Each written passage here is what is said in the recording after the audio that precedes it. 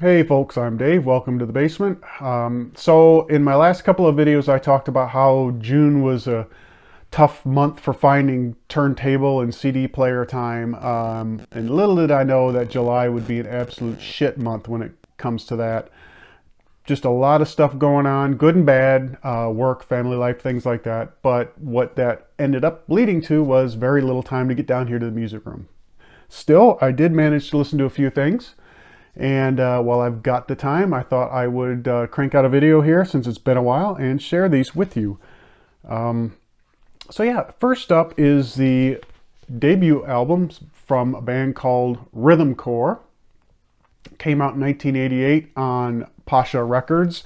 I should also mention that the name of the album is Common Ground, which is also the name of the big hit that they had on this album. But more on that in a minute. So Rhythm Corps was an alternative rock band from Detroit. They originally were known as Rhythm Method. They released a couple of EPs, and then label things happened, and they changed their method, changed their name to Rhythm Corps, and put out Common Ground. And I'm always kind of torn. Well, no, I'm not really kind of torn. I really don't like it when bands change their name for, I don't know, palatability or whatever it is that the labels think that they should change it for. And I get it though. I mean, I think that more, at least at the time, radio stations would be willing to play a song from a band called Rhythm Corps than Rhythm Method. But whatever, that's just a minor gripe. But anyway, yeah, so Rhythm Corps and Common Ground. This song was basically their only hit. That managed to reach number 9 on the mainstream rock charts, and what a hit it was. I mean, I really absolutely love that song. It's one of my favorite 80s songs of the entire decade. Is there a little bit of a local bias in that? Maybe, but I just the melodies, the hooks, the vocals, all of that stuff is fantastic. I just love that song. And the rest of this album really, the sound on the album really encompasses that same sort of formula that you get with Common Ground, the song, and but nothing really comes anywhere near close to capturing what that song has. Cold Wire is a song that has some really nice grooves, nice vocals, but it just doesn't come close. But I think, most of you probably know the song Common Ground. I'd challenge you to check out the rest of the album. It's a good album. It's not great, but if you like the song Common Ground, I think you'll really dig the album Common Ground as well. So yeah, this is Rhythm Corps, Common Ground. All right, this next record comes from a band that I have been really into over the last several years. And this is their third and most recent album. This is Head Full of Sugar by Sunflower Bean. And Sunflower Bean is a indie pop rock band out of Brooklyn with both male and female vocals. They've got a sound that's a little bit neo-psych, a little bit shoegaze, a little bit electro. Think bands like Heinz, MGMT, Wet Leg, maybe. And that's what you get with this trio here. Comes in this nice gatefold, which is pretty cool. If I didn't mention, this came out in 2022 on Mom and Pop Records. And it's this kind of orangish vinyl. And it's got a nice little insert here too. So as I said, I've been following this band since I first heard of them, which wasn't too long after they came out. I think I heard them on NPR or something like that. I don't know. Maybe college radio at the time when I was down in I can't remember if it was down there or up there. Anyway, where it doesn't matter where I heard of them. I heard of them. If you aren't familiar with Sunflower Bean at all, or this album anyway, check out a track called Beat the Odds. That was my favorite track on this album. Great song. It's got a heavy electronic feel to it. Just really enjoyable track. I think my next favorite on here was the title track, Head Full of Sugar. This one has much more stronger neo-psych elements, still has the electronic stuff going on, but that's a really great track to check out if you want to kind of get a more, or get, yeah, a broader scope of what their sound really sounds like. Baby Don't Cry. Now that was interesting. It's got a really great groove to it, and it is more than just hints of a 60s girl group influence. I really dug that track as well. And then In Flight has a nice pop groove, some ethereal vocals. But yeah, all in all, this is a really good album. You know, while listening to this, I was trying to think back on their previous two albums and which, you know, where this might fit in as far as which stands out, you know, kind of ranking them. And I'm having a tough time doing that. I really enjoy all three of these albums. I really dig this one. So if you're not familiar with this band at all, this is a perfect place to start. I mean, really any of their albums is a perfect place to start, but being that this is their most recent, worth giving it a shot. So yeah, this is Head Full of Sugar by Sunflower Bean. Next up is an album that I'm sure you all know, or at least know of, and that is 99 Luftballons from Nina. Came out in 1984 on Epic, and this is their debut album. And this is the international version, so the A side is all in English. Yeah, that's the A side's all in English, B side's all in German. I'm still on the lookout for the original or the German version, the full all German version. I'd like to get that and add that to the collection as well. But so anyway, yeah, Nina. A German synth pop band who are famous for their quintessential 80s hit, the song right here, 99 Luftballons or 99 Red Balloons. Just a great song. I love that song. Again, that's probably, again, one of my favorites of the 80s. And yeah, this came out in 1984, if I hadn't said that. So it celebrated its 40th anniversary in April, I believe it was. So that's kind of cool, anniversary album. A couple other tracks on here I really enjoyed were Hanging on You. It's a moody, sort of mellow tune that I really kind of enjoyed. And then Leuchtturm, which it's a little quirky, but I kind of like the vocals on that one. So yeah, this was a fun album. Yeah, what more can you say? Just has to be in the collection of anybody who's a fan of 80s music. So this is a debut album from Nina, 99 Luftballons. I'm going to keep it in 1984 for this next record, and on Epic Records as well. This is Wheels Are Turnin' by REO Speedwagon. Came out in 1984 on Epic. This was the band's 11th album, and this one celebrates its anniversary in November, I believe. So it's got a 40th coming up.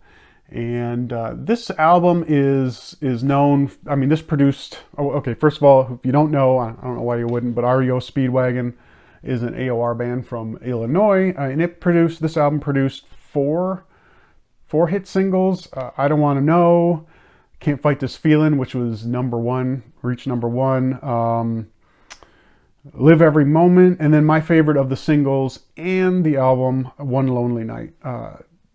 Gotta Feel More also stands out as kind of a favorite track of mine, more so than Live Every Moment anyway. But yeah, One Lonely Night is my favorite track on this album. Great song. I know it was panned quite a bit by critics, and in fact, I think the album itself, I've heard both sides from REO fans that either it is they like it, enjoy it, or they absolutely hate it. So it's kind of a love-hate thing maybe with REO fans. I'm not the hugest REO Speedwagon fan, biggest REO Speedwagon fan, but I enjoy the band. And personally, I think that this album, Wheels Are Turnin', is the best of the 80s era of the band, if not their entire body of work. So I really dig this album. This is my favorite from the band. So this is Wheels Are Turnin' by REO Speedwagon. All right, we're going to step away from 1984 for a bit, but keep it in the 80s for this next one.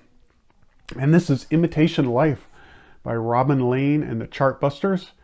Came out in 1981 on Warner Brothers Records. And this was the band's second album. The band was a rock band from California, fronted by Robin Lane, obviously. Their sound is very guitar-centric, blues-oriented or blues-rooted rock. Very strong vocals from Robin. She falls somewhere, in my opinion, between Chrissie Hynde, Pat Benatar. It was really enjoyable. I really didn't know what to think when I picked this up. Or what to expect when I picked this up. This was a blind buy for me. Again, I was just attracted to the fact that it was female-fronted 80s, apparently rock, maybe power pop. And there's a power pop element to it, but this is, I think, much more rock than pop.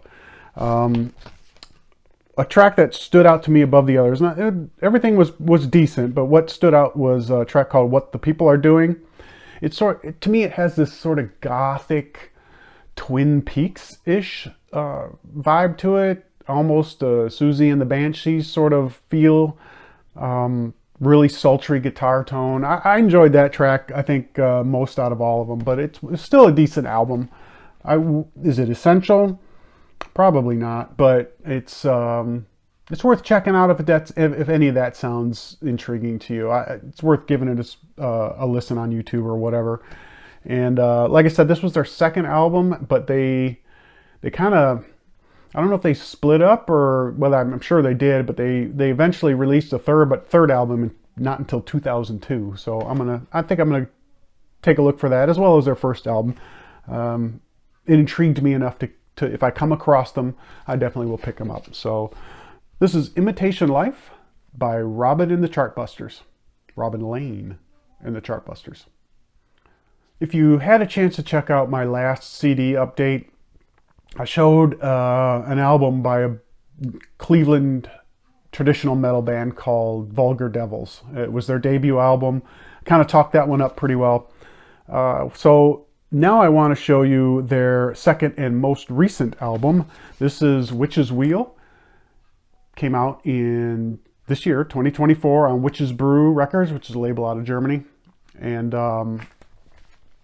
so yeah, they definitely, as I alluded to, they are sort of a new wave of traditional heavy metal band with heavy influences, as I mentioned in the CD update, bands like Armored Saint, Saxon, Judas Priest, maybe Metal Church, those kinds of bands.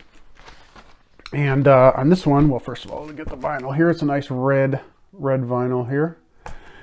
On this one, there's here and there are a little bit more, they've added Iron Maiden influences to their sound. So there is a song, what is it? Bringing Hell. That maybe makes a little bit more sense. Bringing Hell.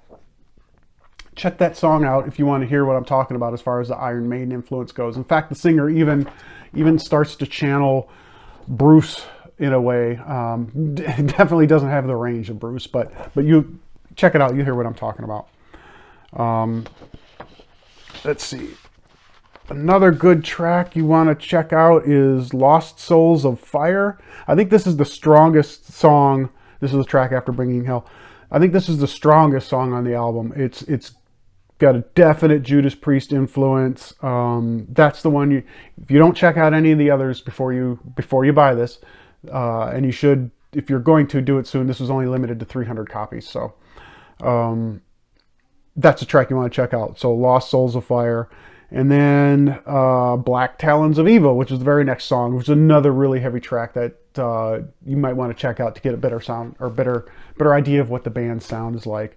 And all in all, the album is really good. I definitely prefer this over their debut album. The debut album was good. This one's just a notch better. Songwriting is a little bit more mature, maybe. Now, these guys aren't new musicians or not new songwriters. They were in a thrash band since '85, I think it was called Desecrator, something like that. I can't remember. It's in the CD video. So they've been around the block. This is just kind of their foray into a more traditional metal sound, or a traditional metal sound. So they've got the chops, they've got the experience. I think they're just kind of honing their craft when it comes to traditional metal, classic metal on this album, and I think it's definitely worth checking out if you are into that. So this is Witch's Wheel by Vulgar Devils. Alrighty, well that will wrap it up for this weak-ass July as far as vinyl spinning goes. Hope you, well, actually, you know what? If you know these albums, which I'm sure you know some of them, let me know what you think of them. I'd love to hear your comments, your feedback on those. And if of the albums that you may not have heard of, if you decide to check them out, I'd love to hear about that too. Let me know what you think, what your impressions of these bands that are new to you might happen to be. So love to hear from you in the comments. And I guess until next time, see you soon.